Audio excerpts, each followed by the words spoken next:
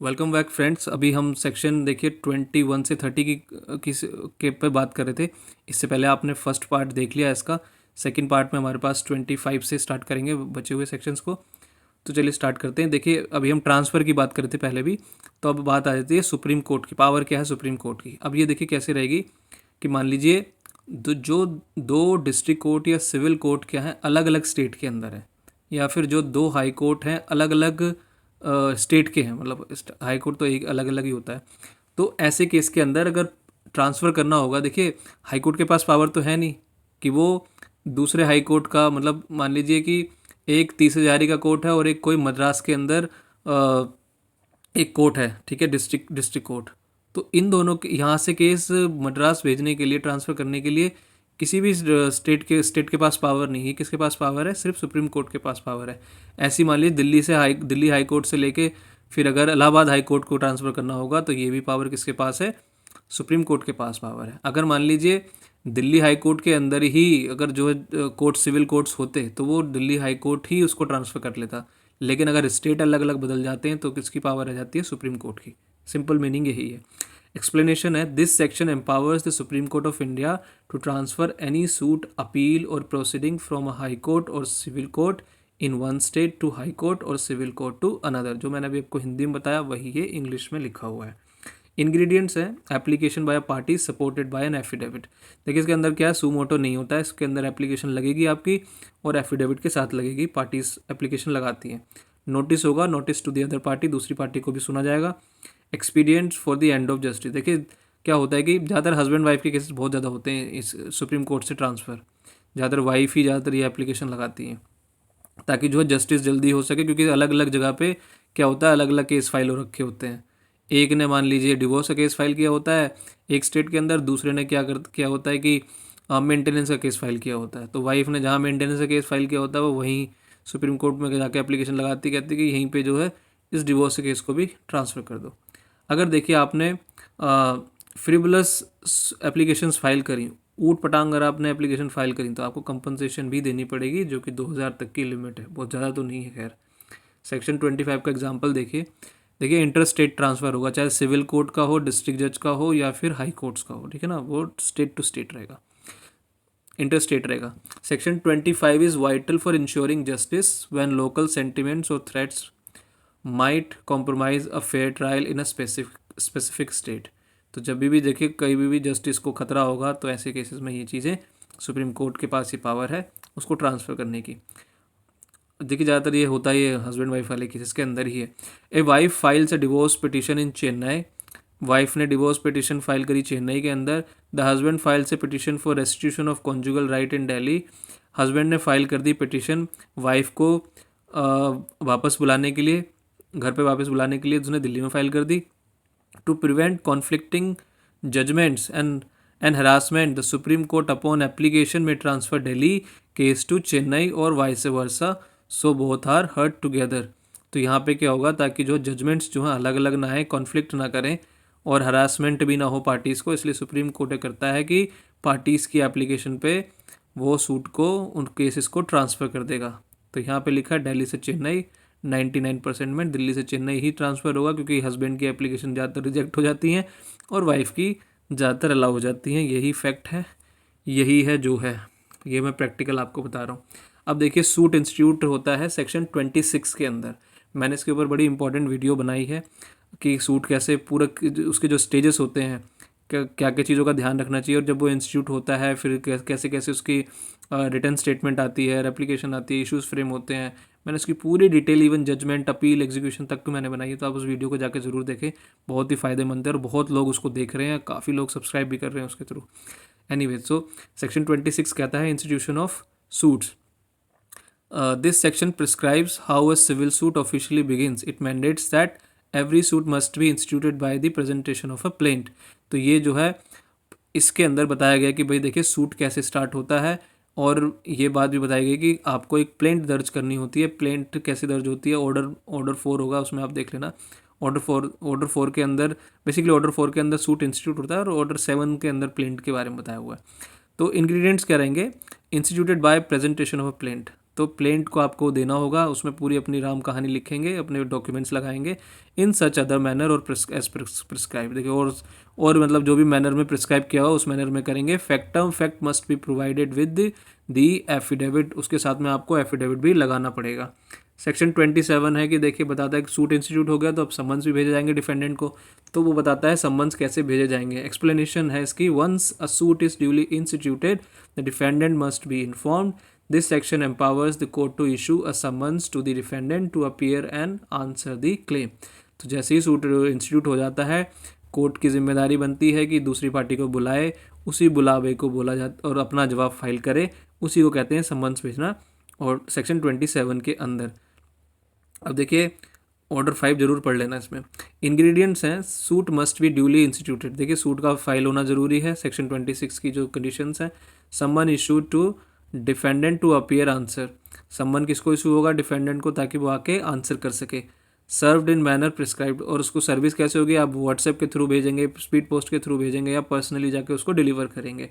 Issued on a day not beyond 30 days from institution. देखिए ये तो बस ये कहने के लिए लिखा हुआ है, इसमें बहुत सारी चीज़ें चलती रहती हैं। लिखा तो 30 दिन के अंदर है कि 30 दिन के अंदर करें, लेकिन सालों साल भी मैंने उसको चलते हुए देखा है। थोड़ा सा एग्जाम्पल क्रॉप हो गया तो मैंने आपको बता ही दिए हैं, वैसे तो उसमें देखने की ज़रूरत नहीं है। सेक्शन 28 पे आते हैं, सर्विस इन अनदर स्टेट। एक केस के एक सूट जो है एक स्टेट के अंदर चल रहा है और जो डिफेंडेंट है वो दूसरे स्टेट के अंदर रहता है, ये सिचुएशन है, तब सर्विस कैसे होगी, उसको समन्स कैसे भेजे जाएंगे। देखिए deals with the procedure when the defendant reside in a state different from where the court is located. It facilitate interstate judicial cooperation. अब मान लीजिए सूट आपने दिल्ली में फाइल किया है और जो है डिफेंडेंट रहता है मुंबई के अंदर, तो आपको देखिए इसमें क्या होता है कि दोनों जो स्टेट के जो कोर्ट्स रहेंगे, जो जुडिशियल कोऑपरेशन, मतलब वो दोनों के दोनों जुडिशियल कोऑपरेशन बना के रखेंगे, ताकि जो है ये संबंध किस कोर्ट के थ्रू, देखो कोर्ट तो इशू करेगा दिल्ली वाला, लेकिन ये सर्विस कौन कराएगा? ये मुंबई का कोर्ट कराएगा। और मुंबई का कोर्ट ऐसे सर्विस कराता है जैसे कि मुंबई के कोर्ट ने ही उसको उस समन को इशू किया हो, इस तरीके से होता है। तो इतना कोऑपरेशन होता है। इंग्रेडिएंट्स हैं, summon send to a court in the state where the defendant reside, receiving court serves it as it issued it. तो समन्स जो है क्या है कि सेंड टू अ कोर्ट, जिसके अंदर डिफेंडेंट रहता है उस कोर्ट के अंदर समन्स जो है दिल्ली जो है क्या करेगी, महाराष्ट्र को भेज देगी, जो कि मुंबई के अंदर। तो मुंबई के अंदर जो कोर्ट है वो रिसीव करेगा और ये क्या करेगा, वो ऐसे इशू कर देगा इसको जैसे उसने इशू किया है। Receiving court return summons with record of proceeding, और उसके बाद में आगे जो है आपकी प्रोसीडिंग चलेगी। आगे चलते सेक्शन 29 है, सर्विस ऑफ फॉरेन समन्स। मान लीजिए फॉरेन कोर्ट्स के समन्स हैं, इंडिया के अंदर कैसे सर्विस होती है। Explanation, allows Indian court to serve summons issued by foreign courts provided there is a reciprocal arrangement और notification by the central government. तो दोनों में, जैसे मैंने कहा कि कोऑपरेशन होता है, ऐसे एक दोनों कंट्रीज़ के बीच में कोऑपरेशन होता है। तो अगर हमारे देश में बाहर के कोर्ट के सम्मन जो है हमारे देश के अंदर डिफेंडेंट्स रहते हैं, पार्टीज रहती हैं, तो हम भी कोऑपरेट करते हैं, और ऐसे ही हमें भेजने होते हैं तो दूसरी जगह भी कोऑपरेट होता है इस तरीके से। लेकिन हम बात कर रहे हैं कि दूसरी कंट्रीज़ के हमारे यहाँ पे। Summons issued by civil revenue court outside India. तो आउटसाइड इंडिया में अगर सिविल कोर्ट है उसने इशू किया है, और court establish by central government outside India, या फिर सेंट्रल गवर्नमेंट ने इंडिया से बाहर कोर्ट इस्टेब्लिश किए हों, उनके संबंध से इंडिया में कैसे होंगे। Sends to courts in India for service, और क्या होगा कि वो सर्विस के लिए जो है इंडिया के कोर्ट्स में भेजे जाएंगे फॉरेन कंट्रीज़ के द्वारा। Served as if issued by in the Indian court, और सर्विस कैसे होगी, जैसे हमने ऊपर अभी तक पढ़ा है, जैसे कि इंडिया के कोर्ट ने ही उस सम्मन को इशू किया था। सेक्शन 30 है, पावर टू ऑर्डर डिस्कवरी। देखिए क्या होता है कि ज़्यादातर कोर्ट के पास ये पावर है, जब भी दोनों पार्टीज से कोई भी डॉक्यूमेंट्स बुला सकती है, उनसे बातचीत कर सकती है, उन पर इंक्वायरीज कर सकती है। तो क्या कहता है ये, this section gives the court the power to uncover truth by compelling parties to produce evidence, documents और answer. It shortens litigation by clarifying facts. देखिए बहुत रेयर केसेस में होता है, लेकिन ज़्यादातर क्या रहता है, कोर्ट जो है पार्टीज़ को बुला लेता है, और उनसे अगर किसी भी तरह की इंटेरोगेटरीज चाहिए होती है तो एक पार्टी जो है क्या करती है, दूसरी पार्टी मतलब जो है एक क्वेश्चन आंसर के फॉर्म में दिया जाता है, दूसरी पार्टी उसको आंसर करती है। तो जो भी, ताकि इससे क्या होता है कि शॉर्ट हो जाती है, मतलब जो ट्रायल है ज़्यादा लंबी ना चले, तो फटाफट से जो जिस इशू के ऊपर है उसका आंसर हो जाता है। इंग्रेडिएंट्स क्या रहेंगे, कोर्ट्स एक्ट सू मोटो और ऑन एप्लीकेशन। देखिए सू मोटो तो बहुत कम ही करता है कोर्ट, लेकिन और एप्लीकेशन पे भी वैसे कम ही होता है, मोस्ट ज़्यादातर तो नहीं होता है। ऑर्डर्स फॉर इंटेरोगेटरीज, क्वेश्चंस जो है कोर्ट कह सकता है कि भाई ये क्वेश्चन है, इसके आंसर दीजिए, या फिर पार्टीज जो है अपनी एप्लीकेशन के साथ में इंटेरोगेटरीज फाइल करेगी।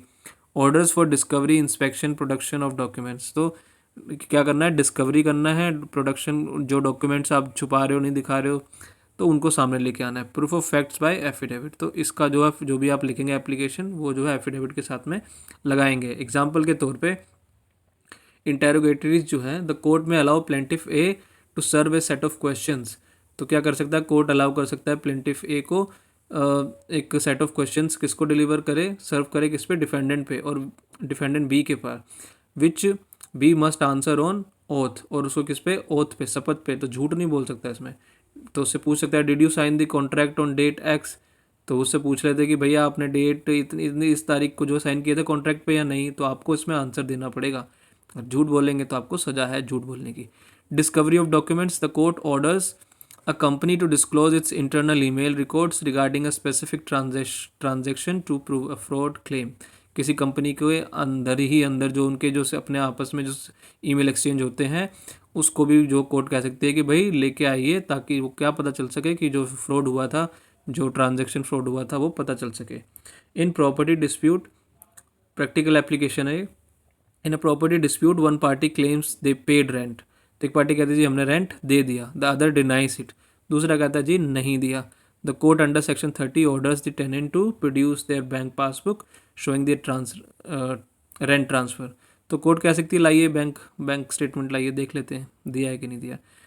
ये क्या है, discovery of the document settle that fact quickly, तो इससे क्या होता है कि जो जल्दी से जल्दी जो है फटाफट से जो है हमें सच्चाई का पता चल जाता है। देखिए इसमें कंपैरिजन कर लेते हैं, जो सेक्शन 24 और 25 के अंदर जो ट्रांसफ़र दिए गए हैं, अथॉरिटी कौन है ट्रांसफ़र करने वाली, हाई कोर्ट या फिर डिस्ट्रिक्ट कोर्ट। सेक्शन 24 के अंदर, 25 में सुप्रीम कोर्ट है।